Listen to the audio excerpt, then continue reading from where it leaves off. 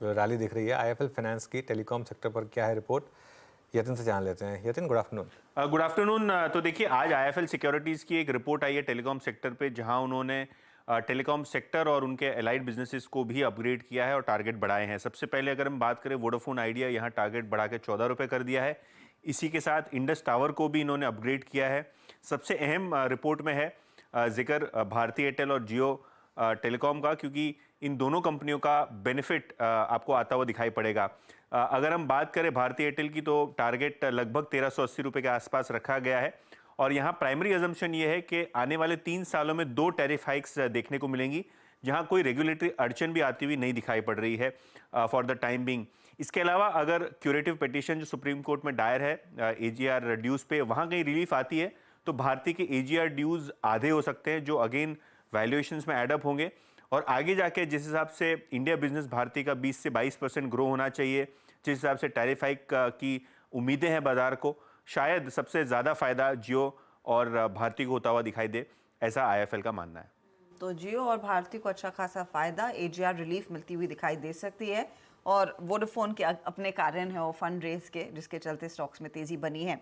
आशीष, जो री रेटिंग होती दिखाई दे रही है इस पूरे पैक में, आपका प्रेफरेंस क्या है? क्या आप भारती के साथ ही रहना पसंद करेंगे या फिर जियो, या फिर वोडाफोन भी एक ट्रेड हो सकता है जो शायद एफपीओ में पैसा लगाए तो अच्छे रिटर्न कमा कर दे? नहीं, देखिए, तो हमारा जो प्रिफर्ड बेट है ऑब्वियसली वो Bharti and followed by Reliance है। और हमारा मानना है कि जो आरपूज हैं वो इलेक्शन के बाद बढ़ते हुए नजर आएंगे। और जैसे बार बार इन्होंने इंडिकेशन दिया है कि 300 रुपए के ऊपर, 300 रुपए के आसपास के आरपूज आएंगे, जैसे ये नंबर आएंगे आप देखेंगे बहुत significant margin expansion in companies के अंदर में देखने को नजर आएगा। तो भारती एयरटेल हमारा पहला प्रिफर्ड बेट रहेगा, जहां हमारा मानना है कि 1350 से 1400 रुपए के स्तर आपको जल्दी देखने को नजर आएंगे। रिलायंस पे भी हमारा काफी पॉजिटिव व्यू है और हम ये मानते हैं, डिस्क्लोजर रहेगा कि ये हमारे पोर्टफोलियोज में भी बना है। और मेरे हिसाब से जिस तरह से कंसोलिडेशन चल रहा है, आप देखेंगे रिलायंस भी इवेंचुअली 3150 3200 की ट्रेजेक्ट्री दिखा सकता है। तो ये दो स्टॉक इस पूरे स्पेस के अंदर में हम प्ले कर रहे हैं। ओके, चलिए अब बात करते हैं कंपनी की। जस्ट डायल चौथी तिमाही में अच्छे नतीजों के बाद एक बार स्टॉक लेकर आइए। इनफैक्ट अब करीब करीब 14% ऊपर है ये स्टॉक।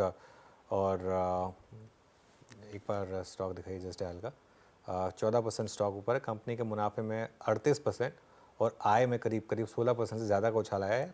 कंपनी के मार्जिन 4 साल की ऊंचाई पर पहुंच गए हैं।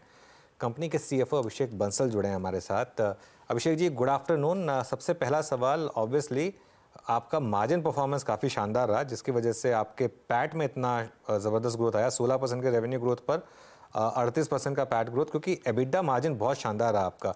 ये किस वजह से आया और क्या ये